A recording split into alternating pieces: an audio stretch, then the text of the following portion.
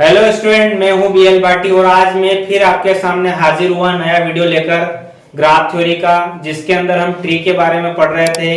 अगर अभी तक आपने चैनल को सब्सक्राइब नहीं किया तो बेल आइकन को प्रेस करें ताकि आने वाले नए वीडियो के नोटिफिकेशन आपको मिलते रहे। स्टूडेंट, आज मैं आपको प्रिम्स कलन विधि के बारे में बताऊंगा कि कैसे हम उसमें न्यूनतम जनक ट्री को फाइंड करते हैं और साथ ही साथ हम उस ट्री का न्यूनतम भार भी निकाल सकते हैं। तो आप देखिए, यहाँ पे हमारे पास में ग्राफ है, इस प्रकार का यहाँ पे ग्राफ दे रखा है और हमें इस ग्राफ का न्यूनतम जनक ट्री निकालना है।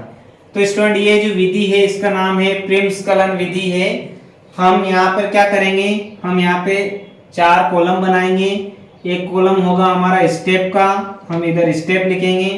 सेकंड कॉलम में हम लिखेंगे विचाराधीन कोरें, यानी जिन भुजाओं के बारे में हम विचार करेंगे उन्हें लिखेंगे विचाराधीन कोरें। फिर थर्ड कॉलम में हम लिखेंगे चुनी हुई कोरें, यानी सिलेक्टेड एजेस, जिन कोरों को हम सिलेक्ट करेंगे वो लिखेंगे। और यहाँ पे फोर्थ कॉलम में हम लिखेंगे भार, वेट। और लास्ट कॉलम में हम यहाँ पे ट्री बनाएंगे, जिसका हम यहाँ पे लिख रहे हैं जनक ट्री या न्यूनतम जनक ट्री भी आप लिख सकते हैं यहाँ पे। ठीक है, तो इस प्रकार हमारे पास हमें सबसे पहले 5 कॉलम बनाने हैं और मेथड को स्टार्ट करना है। तो सबसे पहले हम स्टेप फर्स्ट देखिए, आप यहाँ पर मैं वर्टेक्स ए पर हूँ, तो ए से हम यहाँ पर देखिए, ए से हम विचार करेंगे तो कितनी भुजाएं, कितनी कोरे, कितनी एजेस जा रही है। तो यहाँ पर 2 एजेस आपको दिख रही होगी, एक है ए बी, तो हमें इस प्रकार लिखना है ए बी, और दूसरी एजेस है ए सी। अब इन दोनों भुजाओं कोरों के ऊपर अपनों ने विचार किया। अब हमें इसमें से सिलेक्ट करना है, यानी थर्ड कॉलम में हम चुनी हुई कोर लिखेंगे। तो हमें इन दोनों भुजाओं में से जिसका भार कम हो, जिसका वेट कम हो, वो लेना है। तो यहाँ पे AC वेट 3, तो हमने यहाँ AC को सिलेक्ट किया और लिखेंगे आगे उसका भार 3।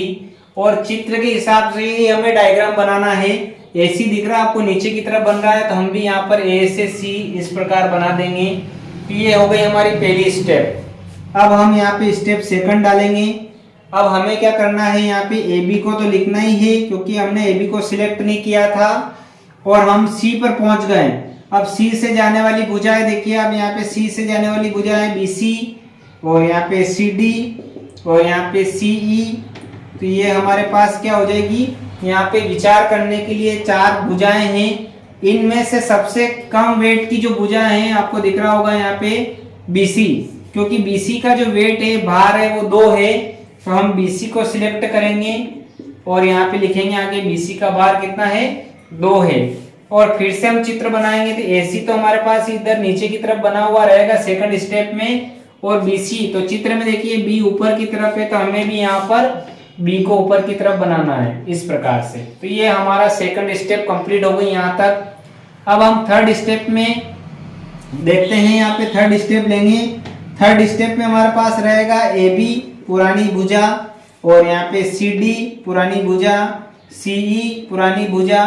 और अब हम कहाँ पे पहुंच गए हैं, हम B पर पहुंच गए हैं। तो B से जाने वाली भुजा कौन सी है, तो B से जाने वाली एक और भुजा है BD। तो इस प्रकार हमारे पास फिर से 4 भुजाएं हो गई है।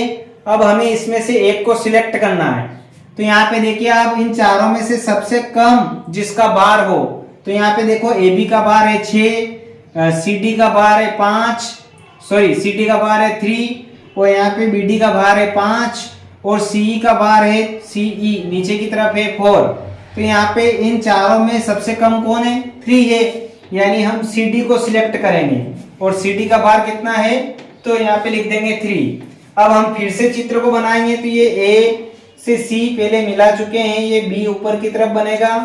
और यहाँ पे मेन डायग्राम में देखिए C से D इस तरफ है, तो हमें भी C से D को इस तरफ बनाना है। तो इस प्रकार हमारी ये थर्ड स्टेप कंप्लीट हो गई है। अब फोर्थ स्टेप में हम देखिए, हमारे पास फोर्थ स्टेप में क्या है, हमारे पास पुरानी स्टेप से AB रहेगा और CE रहेगी, और यहाँ पर हमारे पास BD। और अब हम कहाँ पे पहुंच गए थे, हम D पर पहुंच गए थे। तो D से देखिए, D से E, तो हम यहाँ पे लिख देते हैं D से E और D से F। तो हमारे पास यहाँ पे विचार करने के लिए 5 भुजाएं हो गई है। अब हम इन पांचों में से जिसका भार कम है उसको सिलेक्ट करेंगे। तो आप पांचों का भार देखिए, ए बी का भार है 6, यहाँ पे सी का भार है 4, बी डी का भार है 5, डी का भार है डी का भार यहाँ पे 2 है और डी एफ का भार 3 है। तो सबसे कम कौन सा है? तो आपको दिख रहा है डी। तो हमने डी को सिलेक्ट किया जिसका भार यहाँ पे 2 है और हमें पुराने ही चित्र में क्या करना है? इंप्लीमेंट करते जाना है। ये ए से यहाँ पर हमारे पास ए से सी इस प्रकार बना हुआ था, बी ऊपर की तरफ था, डी इधर बना हुआ था और अब हम बना रहे हैं डी से ई। तो हमारे मेन डायग्राम में देखिए डी से ई नीचे की तरफ है, तो हम यहाँ पर भी डी से ई बना देंगे नीचे की तरफ। तो ये हमारी जो 4th स्टेप है उसका डायग्राम कंप्लीट हो चुका है। अब अगली स्टेप देखिए 5th। अब हमें क्या करना है? फिर से वही स्टेप को रिपीट करना है। हमें ए बी को लेना है, फिर हम सी को लेंगे, बी डी को लेंगे और यहाँ पे डी एफ को लेंगे और हमारे पास अब हम कहाँ पहुंच गए? ई पर। तो ई से हमें यहाँ पर एफ, तो ई से जाने वाली एफ दिख रही है, तो एफ। अब हमारे पास ये जो भुजाएं हैं इनमें से हमें एक भुजा को सिलेक्ट करना है। तो आप यहाँ पे देखिए सबसे कम भार किसका है? तो ए बी का यहाँ पे 6 दिख रहा है, सी का 4 दिख रहा है, बी डी का 5 दिख रहा है, डी एफ का 3 है और ई एफ का यहाँ पे 5 है। तो हमारे पास सबसे कम कौन है? तो डी एफ है। तो हम डी एफ को सिलेक्ट करेंगे जिसका भार 3 है। हम यहाँ पे 5th स्टेप का डायग्राम बनाएंगे। तो 5th स्टेप का डायग्राम देखिए आप क्या होगा? ये ए से सी था इस प्रकार, यहाँ पे ऊपर बी था, सी से डी इधर मिला रखा था, डी से ई नीचे की तरफ था और हमें डी से एफ बनाना है। तो डी से एफ देखिए चित्र में उधर है, तो हम भी डी से एफ को इस तरफ बना देंगे।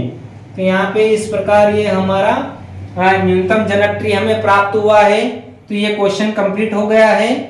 ये हमारा क्या है? तो ये हमारा न्यूनतम जनक ट्री है।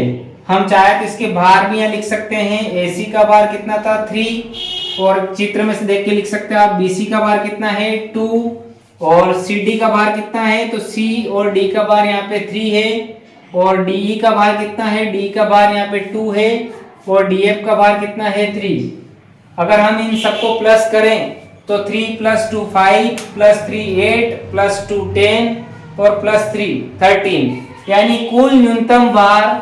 तो यहाँ पे कुल न्यूनतम भार कितना आया? तो हमारा कुल न्यूनतम भार इस ट्री का है 13। ठीक है स्टूडेंट, तो ये हमारा आंसर होगा और ये जो हमें प्राप्त हुआ है ये हमारा न्यूनतम जनक ट्री है, जिसे हमें प्रिम्स कलन विधि से हमने यहाँ पे इसको ज्ञात किया है। ठीक है स्टूडेंट, अगर आपको वीडियो पसंद आया तो लाइक करें, शेयर करें और अभी तक अगर चैनल को सब्सक्राइब नहीं किया है तो बेल आइकन को प्रेस करें ताकि आने वाले नए वीडियो के नोटिफिकेशन आपको मिलते रहें। Thank you for watching me.